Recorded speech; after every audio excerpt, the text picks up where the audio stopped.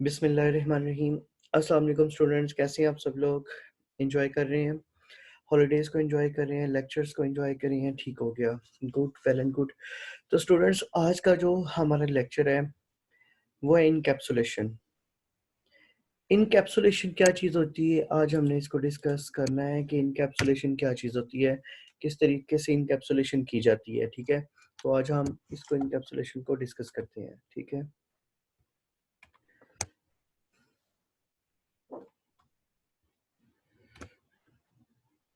तो सबसे पहले encapsulation is a process of combining data member and function into a single unit called class.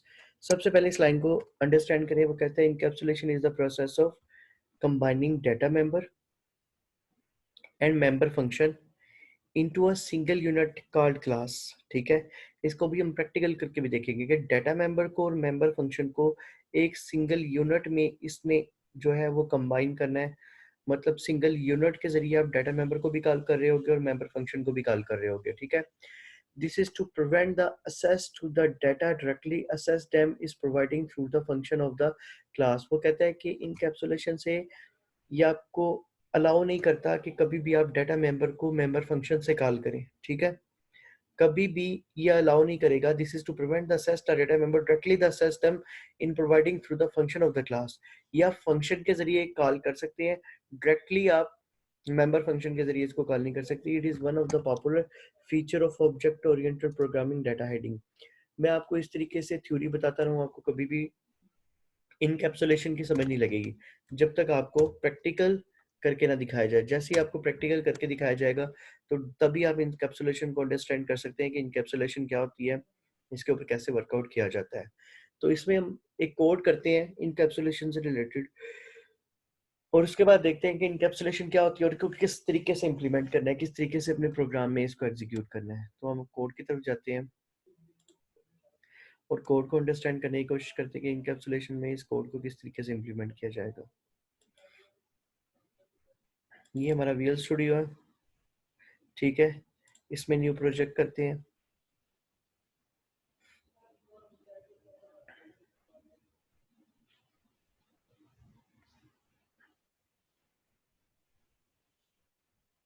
Empty project, उसके बाद इसको इनकैप्सुलेशन।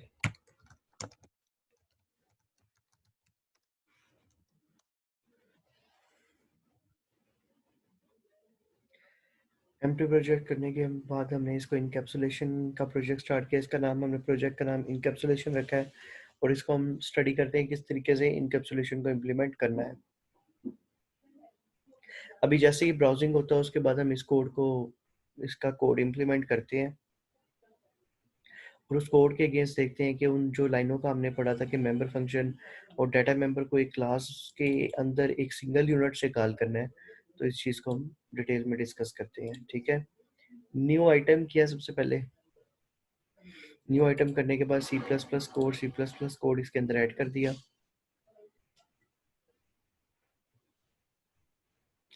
इसको कंट्रोल प्रेस करके थोड़ा जूम इन कर लिया। जूम इन करने के बाद इसको hash include iostream using name space STD.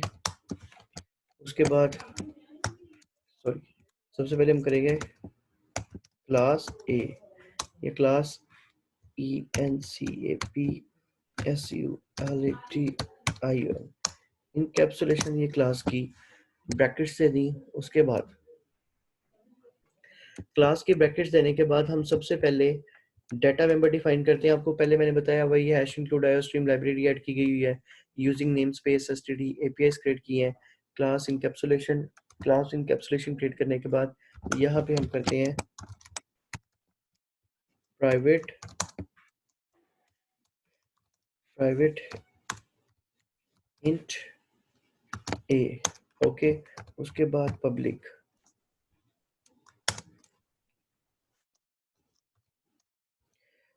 में हम बनाते हैं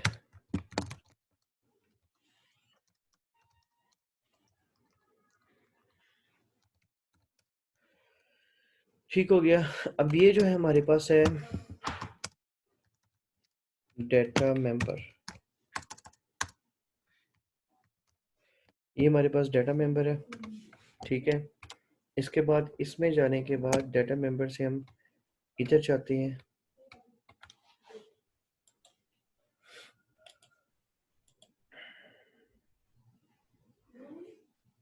डेटा मेंबर डिफाइन किया। अब ये हमारे पास एक फंक्शन डिफाइन किया गया हुआ है, ठीक है। ये हमारे पास डेटा मेंबर है, ये हमारे पास एक फंक्शन है।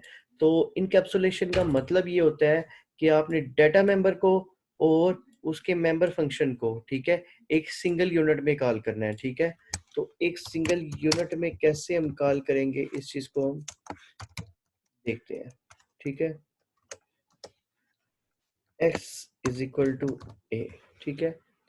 ये आपका डेटा मेंबर हो गया, ये आपका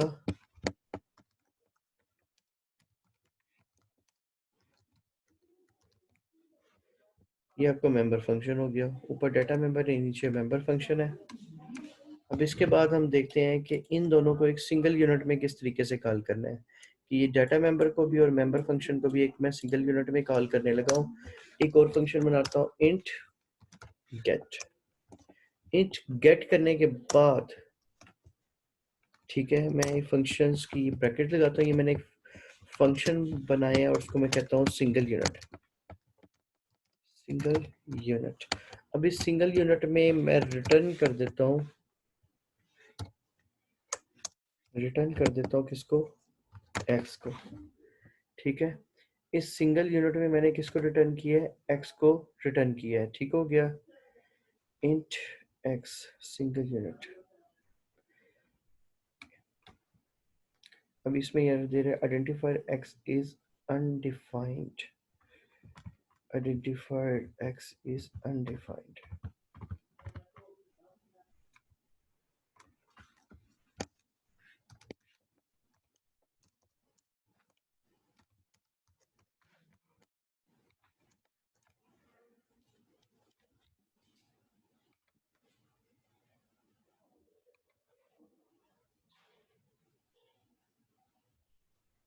ए डेटा मेंबर, ठीक हो गया।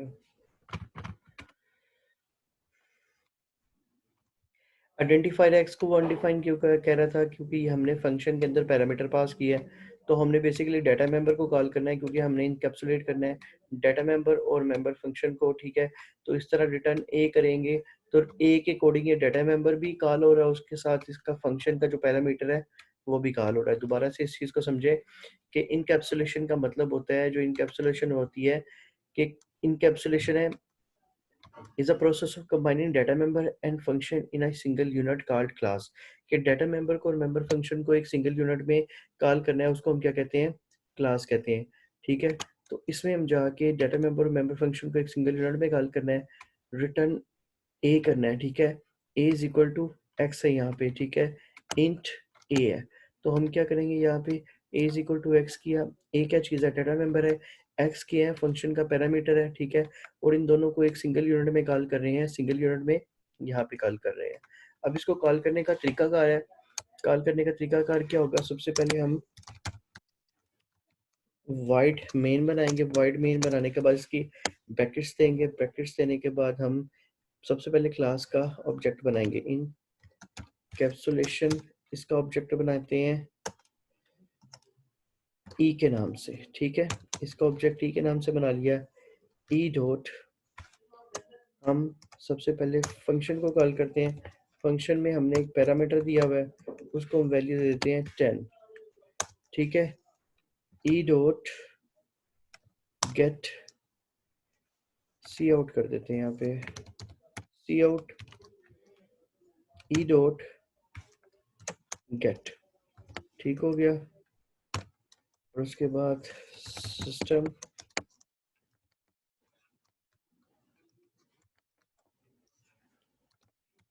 सिस्टम पॉज, ठीक है। तो मैंने क्या किया है, इसको जो है कंट्रोल के जरिए इसको ज़रा अच्छे तरीके से देखिए। मैंने जस्ट इनकैप्सुलेशन का यहाँ पे ऑब्जेक्ट क्रिएट किया है, इसका एक ऑब्जेक्ट क्रिएट किया है। ई डॉट फंक्शन किया है, फंक्शन के अंदर मैंने इसको पैरामीटर दिया था। ये फंक्शन में ये वाला फंक्शन कॉल कर रहा हूँ, ठीक है। इस फंक्शन को मैं इस फंक्शन को कॉल कर रहा हूँ। अब इस फंक्शन को मैंने पैरामीटर दिया हुआ है, तो मुझे पैरामीटर के लिए उसकी कोई ना कोई वैल्यू डिफाइन करनी पड़ेगी। अब x की वैल्यू 10 है, जैसे ही 10 इसको वैल्यू साइन होगी तो a की वैल्यू क्या हो जाएगी, यहाँ से a इज इक्वल टू 10। ठीक है, जब मैं रिटर्न a करूंगा तो मेरे पास यहाँ पे वैल्यू क्या आ जाएगी, a। और यहाँ पे मैं सी आउट कर रहा हूँ e dot get. Get function कौन सा है, ये वाला। तो मेरे पास रिटर्न कौन सी वैल्यू आ जाएगी, मेरे पास रिटर्न a की वैल्यू आ जाएगी। ठीक हो गया। तो इस तरीके से मेरे पास ये फंक्शन कॉल होगा। इसको मैं कंट्रोल एस करता हूँ और इसको कंट्रोल एस करने के बाद कंट्रोल F5।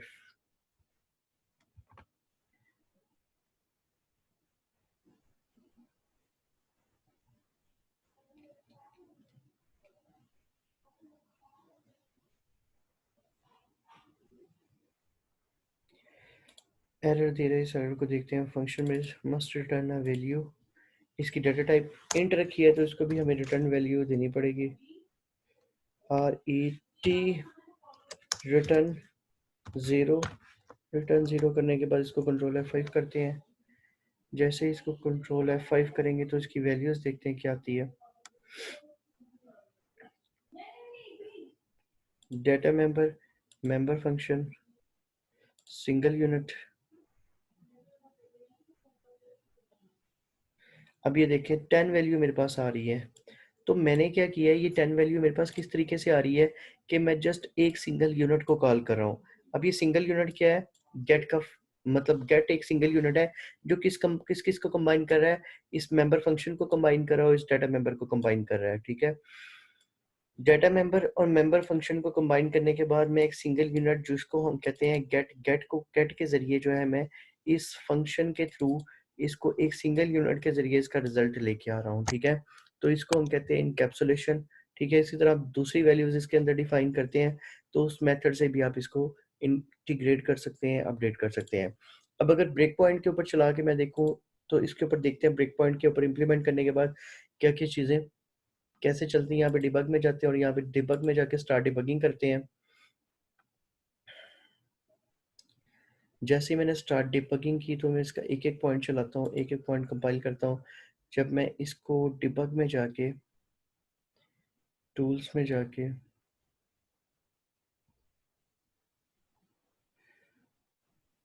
डिबग में जाके कंटिन्यू विंडोज, विंडोज में जाके इसके ऑटोज को ऑन करता हूँ। तो जैसे मैंने ऑटोज को ऑन किया तो मैं अब इसके ऊपर कंपाइल कर रहा हूँ। सबसे पहले मेरे पास इसका जो है वो क्या चीज़ आ गई है, मेरे पास इसका ई आ गया, मतलब इसका ऑब्जेक्ट आ गया। ऑब्जेक्ट जब आ गया मेरे पास तो ऑब्जेक्ट के बाद मैं इसको वैल्यू साइन करता हूँ। ई की वैल्यू क्या है, 10। यहाँ पे 10 इसको फंक्शन को मैंने वैल्यू दी है तो ये वैल्यू इसको साइन हो गई है। उसके बाद इसको मैं दोबारा से अगेन कंपाइल करता हूँ तो वो सिस्टम पास कर देता है ई डॉट गेट करने के बाद। ई डॉट गेट कहाँ से कर रहा है, वो इस वैल्यू को कर रहा है, ई इज इक्वल टू 10, क्योंकि यहाँ पे वैल्यू सारी की सारी वो फंक्शंस के थ्रू कॉल हो रही हैं। तो इसके बाद ई डॉट गेट करने के बाद जब मैं सिस्टम पॉज करूंगा तो मेरे पास ये देखें 10 वैल्यू डिस्प्ले हो गई है। तो इस तरीके से आप जो है वो है इनकैप्सुलेशन करते हुए, रेलिवेंट डाटा को हाइड करते हुए और डाटा मेंबर और मेंबर फंक्शन को एक सिंगल यूनिट के जरिए कॉल कर सकते हैं। डाटा मेंबर मेंबर फंक्शन को एक सिंगल यूनिट के जरिए कॉल कर सकते हैं। इसी तरह अगर मैं और इसके अंदर फंक्शंस वगैरह डिफाइन करता हूँ, for example int fun function define करता हूँ। ठीक है, और इसके ब्रैकेट्स मैंने डिफाइन की, इसको मैंने इंट z दे दिया और यहाँ पे मैं कर देता हूँ y is equal to z। ठीक है, यहाँ पे इंट a है, वो b करते हैं यहाँ पे मैं b कर देता हूँ। ठीक है, यहाँ पे मैंने b कर दिया। अब इस b को भी एक सिंगल यूनिट के जरिए कॉल करना है आपने। ठीक है, तो b को सिंगल यूनिट के जरिए कैसे कॉल करते हैं, रिटर्न b कर देंगे, इसी सिंगल यूनिट के जरिए आप कॉल कर सकते हैं। ठीक है, रिटर्न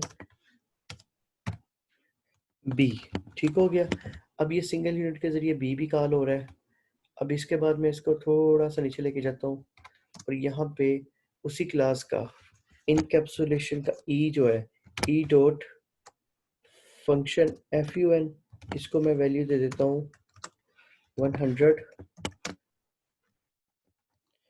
और इसके बाद सी आउट ई डॉट गेट, बल्कि ई डॉट गेट ऊपर हो रहा है तो उसी से कॉल हो जाएगा। ठीक है, इसको ऊपर डिफाइन करना पड़ेगा क्योंकि ई डॉट गेट एक बार कॉल कर लिया आपने, जस्ट एक बार कॉल करें, उसको बार बार कॉल करने की जरूरत नहीं है। इससे पहले ये डिफाइन कर दें आप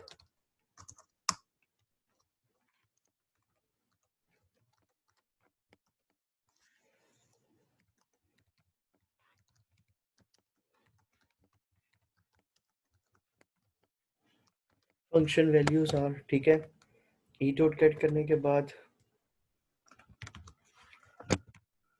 एंड एंड लाइन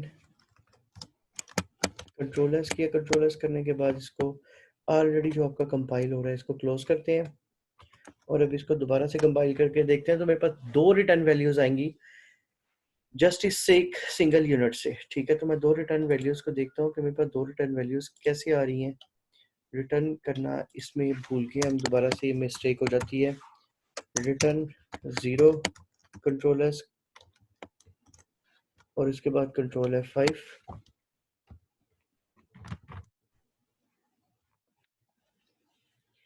जैसे मैं इसको कंट्रोल F5 करता हूँ तो ये रिटर्न वैल्यूज मुझे डिस्प्ले करवाएगा। ठीक है, फंक्शन वैल्यू आर 10। ठीक है, मुझे एक वैल्यू डिस्प्ले कराई है फंक्शन वैल्यू आर 10। उसकी रीजन ये है कि ई डॉट गेट किया मैंने तो मुझे एक रिटर्न करवा रहा है, तो मुझे इसके लिए एक अलग से आई थिंक फंक्शन बनाना पड़ेगा। E dot 10 E dot function E dot function E dot gate, इसके लिए मुझे एक और सिंगल यूनिट बनाना पड़ेगा। इंट सेट,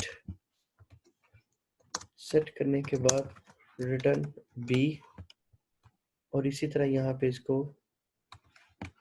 इस वैल्यू को ई डॉट सेट करना पड़ेगा और उसके बाद मैं इसको दोबारा अगेन कंपाइल करता हूँ तो देखता हूँ कि इसका रिजल्ट्स क्या आते हैं। इसको अगेन मैंने कंपाइल किया, उसके बाद कंपाइल करने के बाद देखते हैं ये क्या वैल्यू हमें डिस्प्ले करवाता है, क्या रिजल्ट्स हमें देता है। तो दोनों वैल्यूज आ गई। ठीक है, तो इसका मतलब ये है कि जब मैंने इस एक सिंगल यूनिट के जरिए ये एक सिंगल यूनिट एक वैल्यू को कॉल करेगा, रिटर्न जस्ट एक सिंगल वैल्यू को करेगा। अगर दूसरी वैल्यू को डिस्प्ले कराना है तो उसके लिए आपको अगेन एक और सिंगल यूनिट डिस्प्ले करवाना पड़ेगा।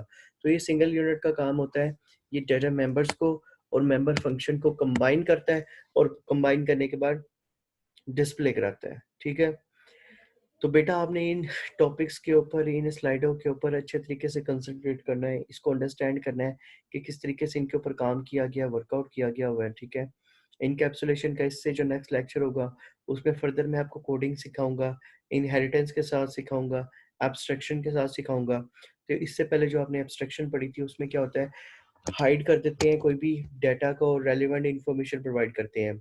एब्स्ट्रैक्शन और इनकैप्सुलेशन में फर्क ये है कि इनकैप्सुलेशन के अंदर आप जस्ट रेलिवेंट मटेरियल प्रोवाइड करते हैं।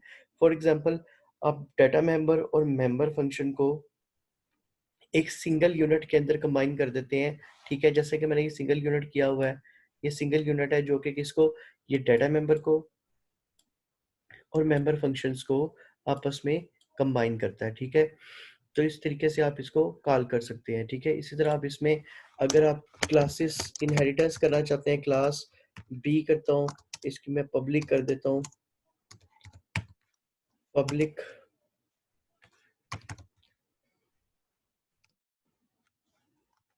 इनकैप्सुलेशन।